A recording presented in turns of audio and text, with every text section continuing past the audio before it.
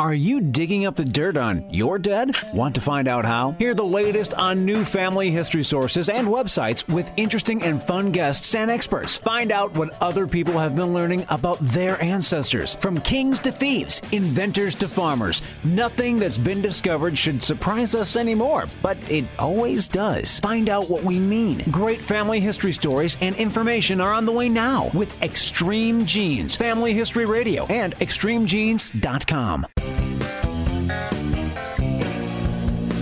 Grandpa stole his first buggy in 1892.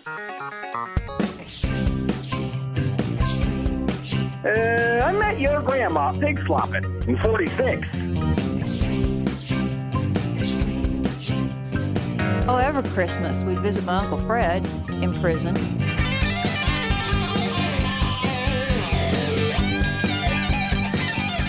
Welcome back, Genies, to Extreme Genes, Family History Radio, where we shake your family trees and watch the nuts fall. I am your radio root sleuth Fisher, and we've got some great stuff on the show today. First, in about 10 minutes, we will be joined by Karen Zock. She is a longtime researcher in Indiana who also happens to oversee 2 county GenWeb sites. Now, if you don't know what they are, Karen will be here to tell you all about them. GenWeb sites are all over the place and just may be what you're looking for to break down that wall or discover some unknown stories in your family history. I've found many over the years there. Oh, and as she'll remind you, they don't cost you a dime. Then later in the show, a great call we first aired in 2013 from a lady in Michigan who learned a few things here and went to work. And wait till you hear the cool stuff she found about her Revolutionary War era people. It is one of my favorite calls we've ever had. If you have a story you'd like to share, we're always looking forward to hearing from you. Our toll-free Extreme Genes find line is 1-234-56-GENES. That's 1-234-56-GENES, Genes. If you forget it, just go to extremegenes.com. And of course, later in the show, our Preservation Authority Tom Perry returns with great advice on preserving your family treasures. Photos, slides, videos, home movies, you name it. Today, he's got great tips on questions about color correction for your home movies and converting your videos at home. As always, the man knows what he is talking about. It is time once again for your family histoire news from the pages of extremegenes.com, where you can find links to most all the stories we talk about. Just think of it as a Drudge Report for family history news and success stories. First up is a story that is somewhat above my pay grade. Okay, light years above my pay grade. It's from Joseph Stromberg, writing in Smithsonian.com, and I'll try to give you the simplest version of it that I can for your sake as well as mine. Stromberg tells us of a fascinating new discovery concerning the ancestors of Native Americans. DNA studies some time ago led us to believe that American Indian ancestors came from Siberia and made their way across a piece of land that connected Alaska with Asia thousands of years ago. The place is today referred to as Beringia, which includes what is now called the Bering Strait. It was believed that they left Siberia 25,000 years ago. The problem was, evidence suggested that people didn't inhabit North America until about 15,000 years ago. Well, recently it was discovered that Beringia, which of course has long been underwater, was an ideal place for people to live, and the thought is Native American ancestors from Siberia may have called this place home for about 10,000 years before changing zip codes. Here's the real crazy part. A couple of language researchers named Mark Sicoli and Gary Holton have constructed a language family tree. They took languages of the Nadine family, which is a traditional language in parts of the United States, including Alaska, as well as in Canada, and then compared that to the Yeniseian family, I hope I said it right, which is spoken in central Siberia, and determined through differences and similarities that they both came from an ancestral language that came from Beringia. In other words, the people who settled Siberia and the folks who populated North America were both descended from the same people, the long-standing population of Beringia. who may have come originally from Siberia. So they went back and forth. So now these linguists are going about studying as many of the Native American languages as possible to compare to ancient languages in other parts of the world. They say it's a great challenge because the last native speakers of many of these languages are dying off. And by the way, the article notes that it's believed this area of Beringia was exposed because so much ocean water was locked up in glaciers. Then over thousands of years, the ice began to melt, raising the sea levels and forcing the moves. So from documents to DNA, we can now add language as a possible indicator of the ancestry of specific groups. Wow, that is a new one. Read Joseph Stromberg's much more intellectual take on it than I can give it, complete with maps through our link at extremegenes.com. Next up, a Delaware man recently died, and in so doing, surprised his family as they learned that he had written his own obituary. And here's some of what he had to say. Walter George Brule Jr. of Newark and Dewey Beach is a dead person. He is no more. He is bereft of life. He is deceased. He has rung down the curtain and gone to join the choir invisible. He has expired and gone to meet his maker. And this thing just keeps getting better. Walter wrote, "There will be no viewing since his wife refuses to honor his request to have him standing in the corner of the room with a glass of Jack Daniels in his hand so he would appear natural to visitors. His ashes," he wrote, "are to be kept in an urn until they get tired of having it around. What's a Grecian urn? Oh, about 200 drachmas a week."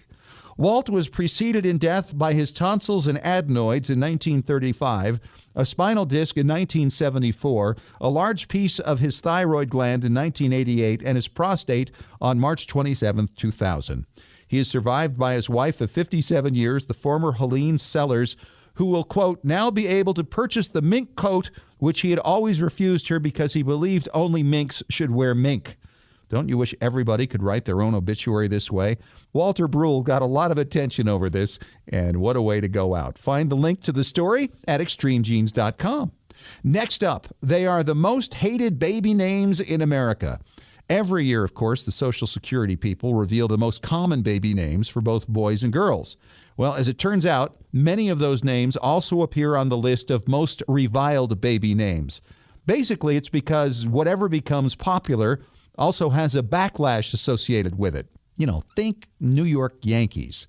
The number one most hated baby name of the past year is a girl's name, Neva, which is heaven spelled backwards.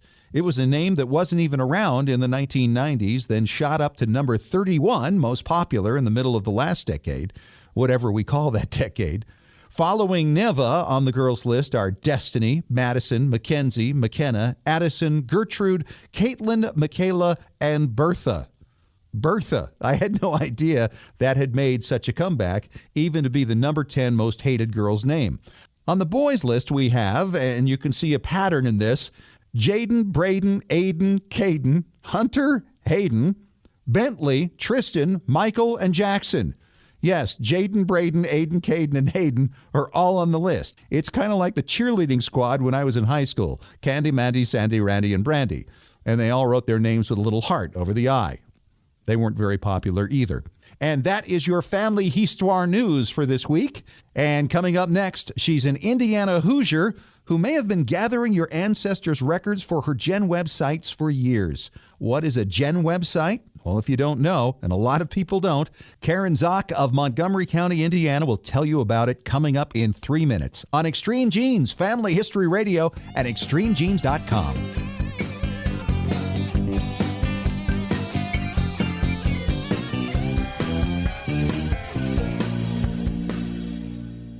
Your priceless 8mm home movies and your precious family videos are deteriorating right now. Heat, moisture, insects, dust, mold, time, they're all robbing you of your family's memories. It's time to preserve those treasures right now by digitizing them at tmcplace.com.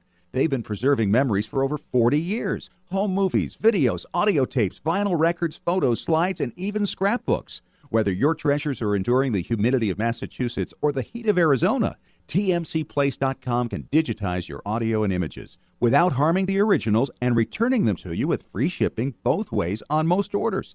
tmcplace.com can even let you track your package in real time with a special GPS tracking device. trustworthy, experienced, affordable. Call tmcplace.com toll-free at 1-866-483-1717 to talk to Extreme Genes Preservation Authority Tom Perry about your project. Or order online at shop.tmcplace.com. You know, when it comes to family history, there's nothing quite like the thrill of the hunt and the excitement generated by every new discovery. Who were your immigrant ancestors? What ship did they come over on? Why did they come when they did? Did they participate in any military campaigns that took place in their day? What personal challenges did your forefathers and mothers endure? Heritage Consulting, Genealogy Research Services can get you the answers to many of these questions and more. They've been providing professional research and consultation services since 1978. Call toll-free 1-877-537-2000 to speak directly to a professional family history researcher. Heritage Consulting can research, collect, analyze, and interpret the countless documents your ancestors generated throughout their lives and present the findings to you in an attractive book or in an electronic format. The cost? Far less than you'd expect for far more than you can imagine. 877-537-2000 or go to heritageconsulting.com. Today, you brushed your teeth. You skipped the floss. You combed your hair. You took the train. You did the crossword. You missed 22 across. You went to work. You had a meeting. You ate your lunch. You had another meeting.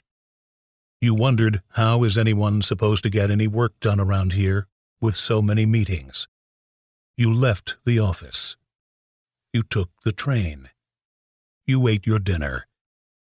You brushed your teeth. You did all the things that one normally does the day before a brutal EF5 tornado rips through town, leaving 30,000 people without power. You never know when the day before is the day before. Prepare for tomorrow at ready.gov/today. Brought to you by FEMA and the Ad Council.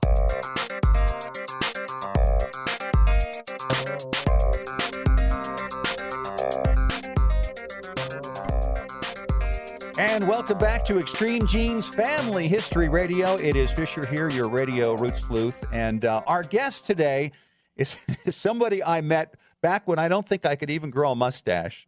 Karen Zock from Montgomery County, Indiana, a dear friend who actually I met when we were moving around the country back in the day, my wife and I. How are you, Karen? Good to talk to you again. I am good. Good to talk to you also. And Karen was a person who helped us with my wife's lineage back in the day as we were just getting started. And now she runs a couple of sites, which we call GenWeb sites. And for people who are unfamiliar with these things, I think sometimes those who are a little more experienced tend to never mention them. And then when people hear about them, they go, well, what's a GenWeb site? And these are kind of important for anybody doing research. And Karen, you run two of them. So first of all, let's describe to people, what is a GenWeb site?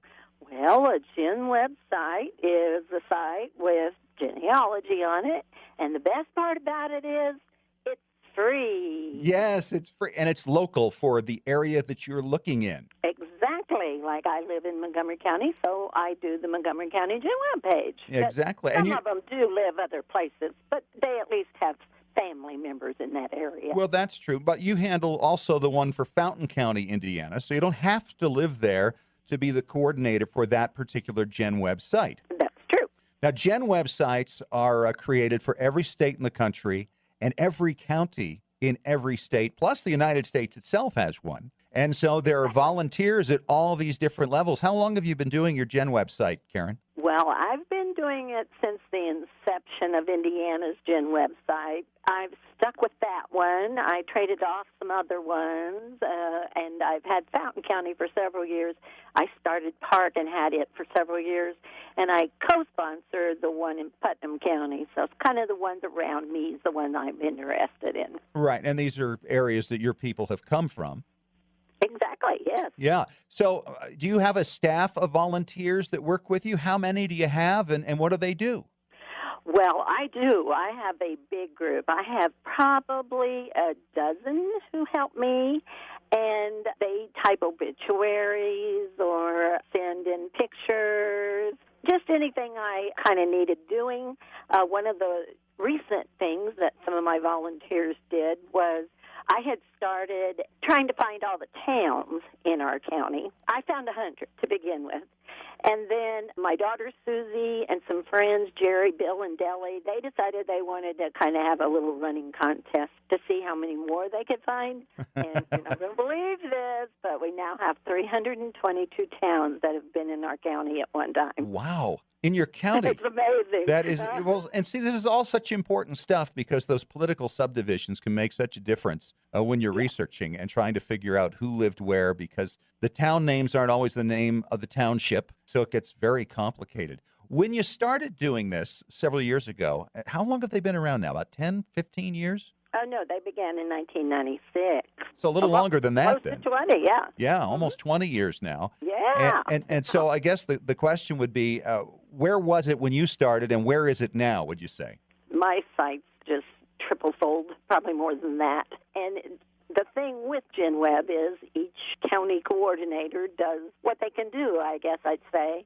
And I spend about 6 hours a day on mine, uploading photos and yearbooks and obituaries, marriages, and that stuff. And some might only spend 6 hours a month. So it just kind of depends. Right. And well, there are thousands of counties out there, and each one seems to have a different look, a different feel, a different amount of usability, and that's important for people to know that, gee, you may go to Karen's and go, wow, look at all this stuff for Montgomery County, Indiana, and then you might go to someplace in Vermont, and it's like, yeah, not so much. Not so much, yeah. That's just it in a nutshell. But if you happen to hit a biggie, like I have one in northern Indiana that I've spent weeks and weeks on, and I won't go for a while, and then she's added more, and I can spend some more days on it. So it just depends on the coordinator. How are GenWeb sites funded? Well, They're not government sites, right? No. They're just a bunch of coordinators, and some of them pay for their own site. I have a friend. Well, there's about 5 of us on the one that I do, the user we use. There's about 5 of us, and one of them, it's not that much a year, and she said, I'll just pay for it. And, she does the background work for it. And then there's also a lot of them in Indiana who pay like $5 a year to the state coordinator, and then she gets one. So it kind of depends on each state and each county how they want to work it. So really the only cost is probably just the website itself, pretty much, right? Yes, exactly. And how deep you want to go with that. And so you've got not only volunteers, but you also have people who want to contribute a little bit to it, and it doesn't need a whole lot, which is what makes it so fantastic. Amen. So and it's free. And it's free. Did you mention that before? We're talking to Karen Zock. She's a coordinator for 2 GenWeb sites back in Indiana, and has been doing this for so long. And for so many people, this is a real revelation to know that there is a site for every county. Do you know how many there are altogether? Have you ever figured that out? No, but it wouldn't be too hard. Just take each state and see how many counties. Like Indiana has 92, so we have 92 sites. Right. Plus the state one, yeah. Yeah, so there are literally thousands of them out there, when you include the state, the country, and the individual counties. And actually, some of the large urban areas have their own GenWeb sites as well. So you also have some city ones that are available. So it's great stuff. What has been the biggest revelation to you about your site that you've, as a result of all your efforts there? I think it's been interesting to watch how some of the things are unique, but others I've abandoned. For instance, the cemeteries, because there's findagrave.com. Our local library also has all the cemeteries online, and I began putting them online, and I said, well, I'm really kind of wasting my time here. Yeah, right. It's a duplication of effort. Sure, and billiongraves.com has come along as well. Exactly. I've used that a few times, too. Yeah, you take that and you say, okay, I don't need to do cemeteries anymore. But you must have also found some records that you probably had no idea even existed in your area as a result of this. That's one of the things I was hoping you'd ask me. I have a lot of unique things. I have over 100 Bibles from the area. Wow. We have lots of yearbooks. And one of the neatest things I think we have on there is a barber in my little hometown. He was a barber for over 40 years here and kept a diary each year. And we only have about 15 of them because the other ones, well, they were lost. I won't tell you how. It's sad. But the ones I have, I would put it up on the Montgomery County Roots Web listserv, and it just was the neatest thing. We all would laugh about things that he had said and things that he talked about, and each day he would put how much money he made that day. And he also had 4 or 5 sidelines, too, that he'd talk about, like he sold magazines and he sold stoves. Does he talk about some of his customers? Oh, yeah, definitely. So a lot of names, a lot of Montgomery County names show up in this. Definitely. On Thursday, March 6th, 130 years ago, this is what he wrote. $4.65 made. I sent $1 to the Globe Democrat. Tonight we had the Grand Master Workman of the AOUW of the state to talk with us, or to us in the lunchroom tonight. I paid 80 cents for a sack of flour. We prefer the Peerless brand. Wow, talk about specific. Isn't that a neat entry? Yeah, it is, because it really gives you a little insight into their lives and how they lived back then. Oh, yeah. There is one every day for, I think, 15 years. Wow. That he wrote. That is so much fun. What are some of the other unusual sources that you found as a result of the effort of yourself and the volunteers? I have a lot of fun links, like an acronym thing, because you run across in an obituary that they belong to the KOWE or whatever, and I have an acronym list that a friend gave me. I thought that was really helpful. Yeah, that is helpful. Yes, and I have a link to the Basketball Hall of Fame because Indiana, who's big in the basketball. So, and it just goes to show that basically every GenWeb site is unique to its locale. And so if you're researching an area, it's a great place to go. It is indeed. And one of my fun ones is the family recipes.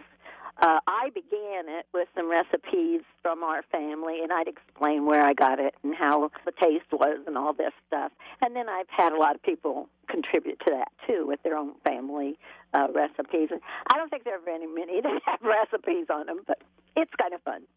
Out of the thousands, you never know. Exactly. All right. Karen Zock, thank you so much for your time. It's been a lot of fun and an education, I know, for a lot of people to learn about GenWeb sites and how they can help you in your research. Yes, and they can indeed.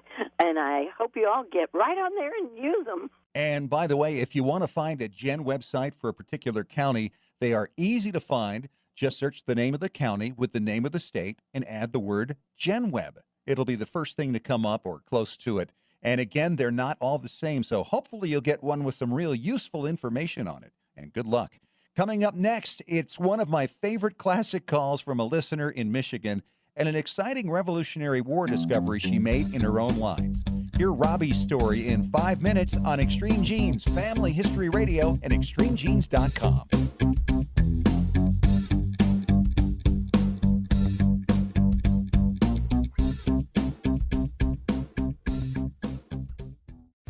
Got a brick wall in your family tree? Don't know how to break through it? Get professional help from Heritage Consulting Genealogy Research Services. Speak directly with an experienced genealogical researcher, not a salesperson, by calling toll-free 1-877-537-2000. When you call, ask how you could win a free 1-hour consultation with an expert genealogist. Heritage Consulting Genealogy Research Services, with over 35 years of research experience. Visit heritageconsulting.com. The Multimedia Center has been preserving your family's memories for over 40 years. From digitally repairing and restoring old photos and slides to bringing back to life your decades-old home movies and audio, the Multimedia Center will make you a hero. They did high-definition transfers. Everything I've had has been timely, absolutely first quality. The Multimedia Center, 2870 East, 3300 South, Salt Lake City. Open Monday through Friday, 10 to 6. Call 801-483-1717 or go to transferduplication.com.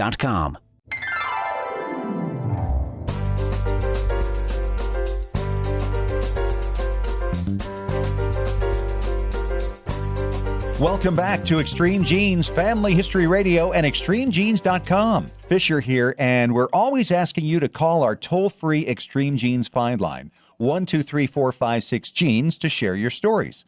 I think some people hesitate to call it because they think others who aren't related won't be interested in what they have to share. Well, last fall, a listener from Michigan proved that's just not the case. She'd been following the show from the beginning and picked up a few tips that helped her to find some information she had no idea even existed concerning a close family member. She then looked into another line that she struggled with and found some fascinating information on a Revolutionary War soldier. Once again, here's my conversation with Robbie from Michigan. Where are you in Michigan, Robbie? I'm in Northville, Michigan, a Detroit suburb. Excellent. Welcome to the show. Glad to have you. Thank you. I saw your piece on digitized newspapers. I learned a lot from it, and it led me to all kinds of things. I found things about my husband's family, my family. I've been surprising all my relatives with newspaper articles about them. Isn't that the greatest stuff? Isn't that the most? It's a revelation, isn't it? It is, and it's so exciting to find it and have it pop up on the screen. Okay, I want to ask, what services did you use to find this stuff? Because there are many of them. Some are free. What did you have? Chronicling America. Right, and that's free from Library of Congress. Yep. Uh-huh. And I searched Illinois digitized newspapers, came up with all kinds of things from the University of Illinois. Wonderful. And I also have been on newspapers.com. Okay, great. And that's a subscription site. It is. And so you just give us a story or two of what you found. Well, I found where my father-in-law was in a homecoming court in high school, and he hadn't told anyone about that. Aha! Have you laid that on him yet? Yes, he loved it. He had said he had forgotten about it. So, yeah, lots of good things to do with the newspapers, but I've also been learning a lot about from your site about finding my ancestors, and I found a good one. Okay, fill us in. Can I tell you about him? Yes. Okay, his name is William Wedgebar Underwood. Boy, there's a name. Okay. Yeah.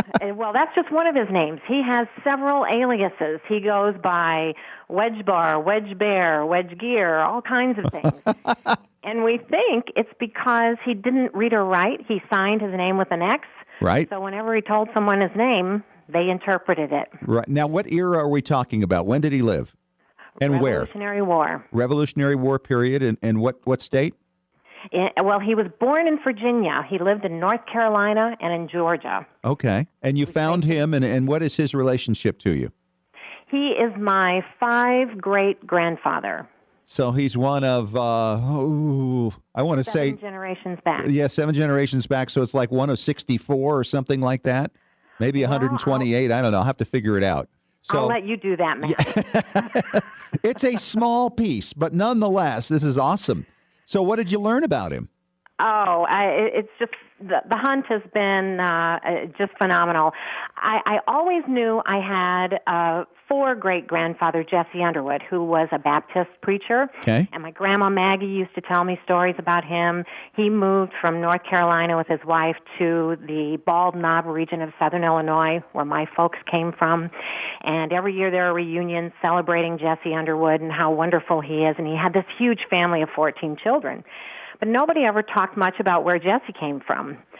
So this year, I was going through some of my Grandma Maggie's things and decided I'd just poke around on the Internet and see if I could find Jesse's ancestors.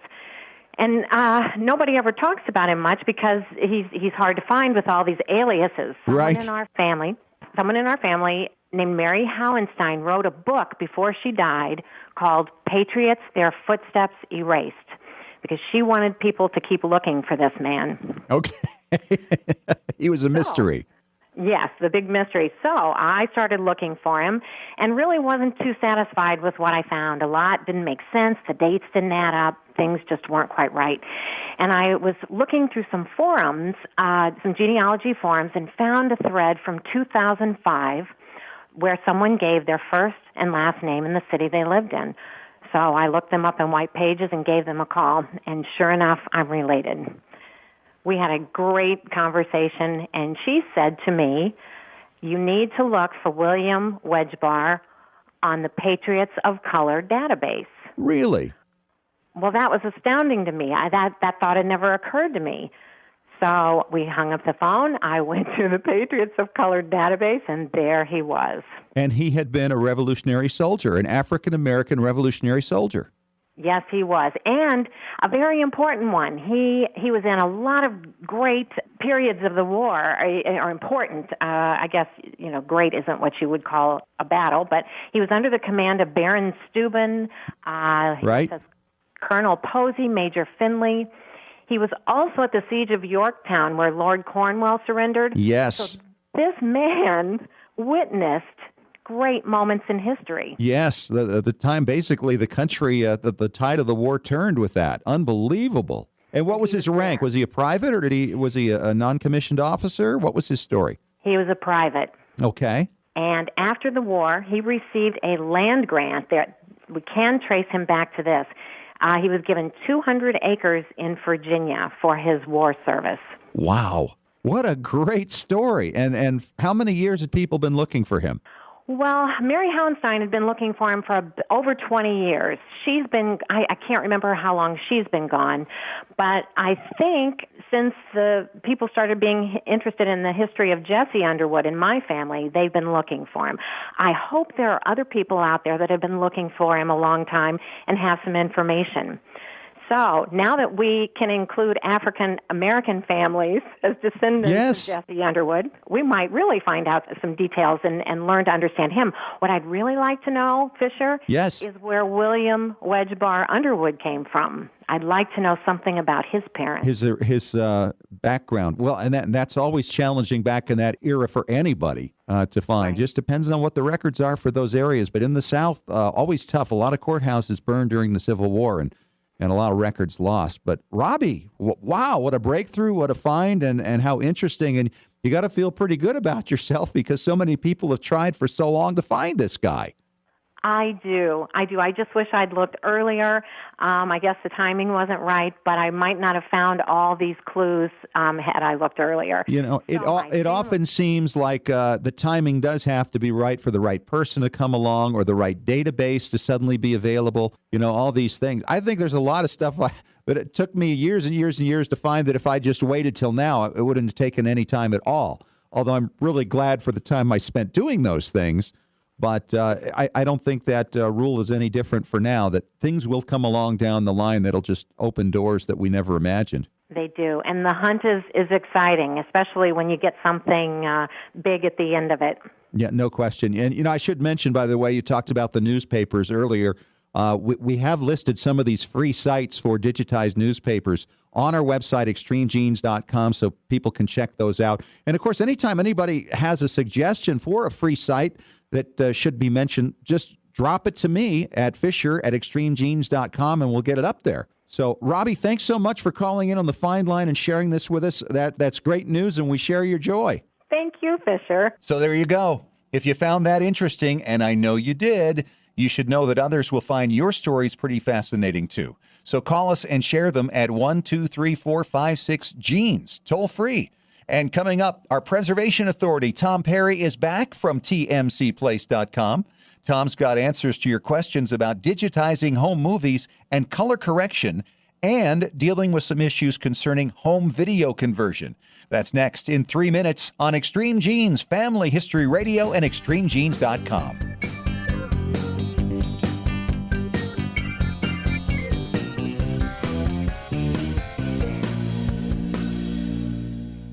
Remember how fun it was to capture those special moments of your children's childhood on video and watch it back, knowing that you'd be able to have that memory forever? Or watching a home movie of your own childhood and seeing many of your loved ones who are now gone. If you haven't yet digitized those family treasures, you're at risk of losing all of them with each passing day. Time and elements slowly destroy videos and film, as well as rare old photos and audio recordings.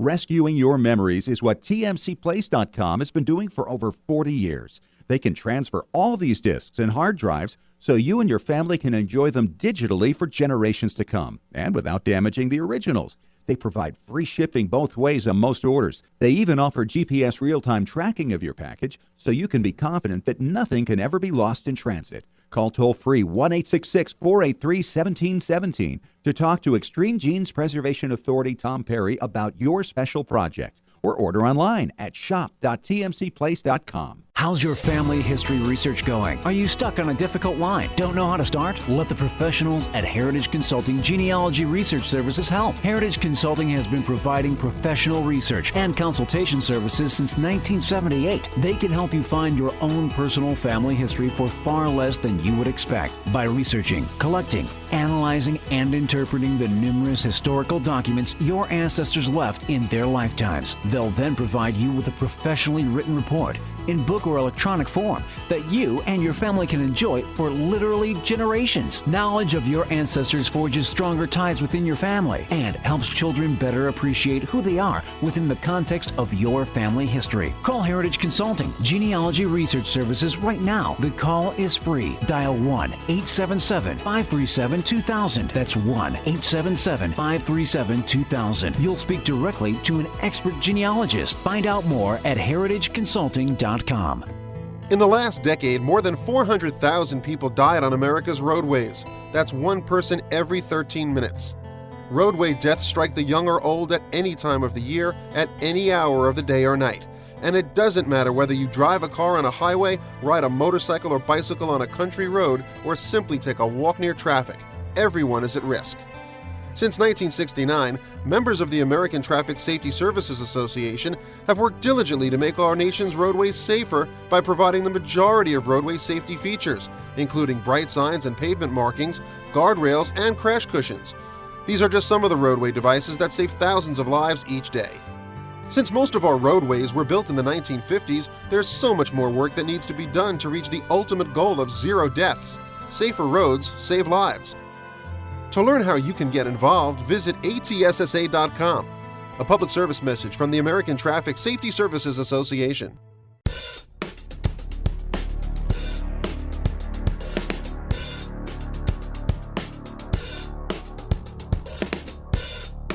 Welcome back to Extreme Genes, Family History Radio, extremegenes.com. Fisher here, your radio root sleuth with Tom Perry. He is our preservation authority from tmcplace.com. How are you, Tom? Doing really good. Good to see you again. And we have another question. This one from Dublin, Indiana, from Keezy Michaels. She says, "Hi, Tom. I saw on your site an area dealing with color correction for film transfer. My local people offer it too. How do I know if I need it, and is it expensive?" No, not expensive at all, and it's very easy to understand if you need this. The best way to find out if you need it is go to our website and click on Order 24/7 online now, or just go to shop.tmcplace.com. You'll see a pull-down menu that will say Film Transfers, and then below that you'll see one that says, watch a film transfer, color correction.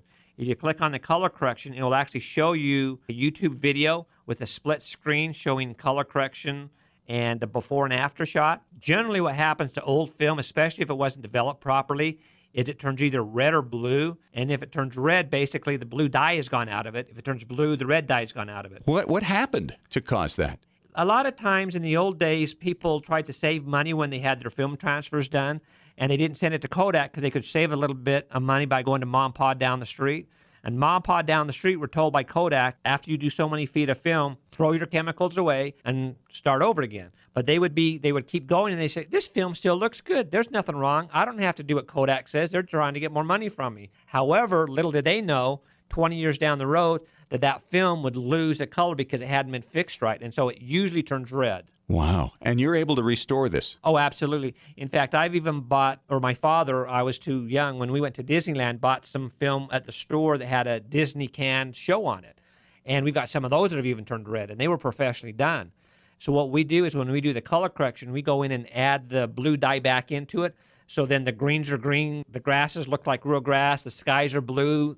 It's just really amazing. But you're not dealing with real dye. You're actually doing it digitally, right? Exactly. We're taking it and we're doing an overlay. We're doing it in layers in like Final Cut Pro. And so when we layer that on, it makes it look beautiful. And so you can go to our website and actually see a split screen of the before and after. And it's quite significant, the change it made. It's very impressive. In fact, you did those for me, and I couldn't believe when it came back. It's like, wow, sky is blue, grass is green, my face looks like my face. When I was 6. Isn't a good thing, yeah. Back when you were cute, right? Back when I was cute. But it's true. It's amazing, and it usually only runs about $60 or less. And sometimes if for how much? For how long? For the whole job. Oh, for the whole job. Yeah, whether you bring in a 50-foot roll or you bring in 10,000 feet, it's just a flat price on it. And if you don't know for sure, you can put in the little notes where you can give us some notes of what you want. You can put, hey, if it needs color correction, go ahead and do it. And if you know it needs it, just check it off and don't deal with it. If you're not sure, just put, if this needs color correction, go ahead and do it. And then when we're going through and cleaning and lubing your film, we'll be able to see, oh, some of this has really gone red. Oh, some of this has really gone blue.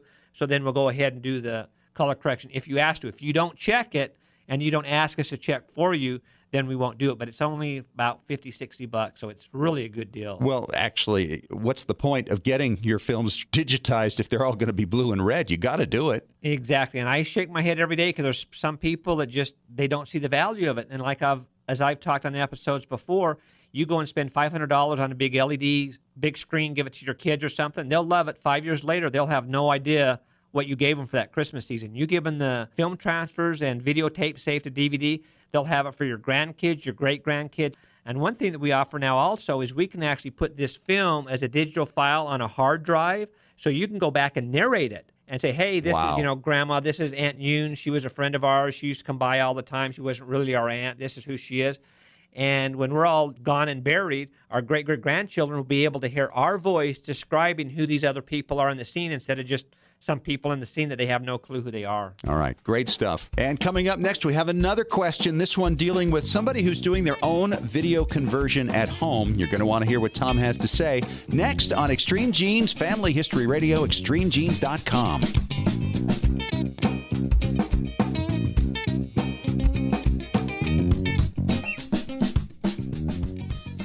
When was the last time you heard your grandmother's voice or saw your family enjoying life back in the 1950s or 60s? If the reason is you haven't known what to do with your old recordings, videos, and films, here's your answer. The Multimedia Center in Salt Lake City. We brought in a video project to the Multimedia Center, and overnight they duplicated it to DVD so we could meet our deadline. The Multimedia Center, 2870 East, 3300 South, Salt Lake City. Open Monday through Friday, 10 to 6. Call 801-483-1717 or go to transferduplication.com. And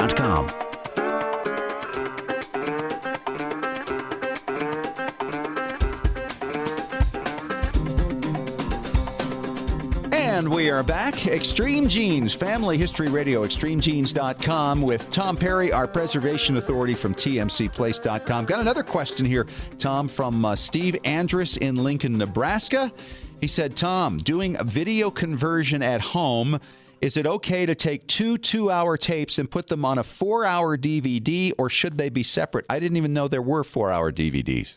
Okay, the interesting thing about DVDs are they're 4.7 gigabytes, and depending on what kind of recorder you have, you can set them to record 1 hour, which is the best quality, 2 hour, 4 hour. We even have a machine that can record up to 12 hours on a standard DVD. So you would lose quality, I guess, then the more you want to put on there. Not only so much with the quality, the thing is the disc is a fixed size, so the more stuff you put on there, the more cramped it's going to be.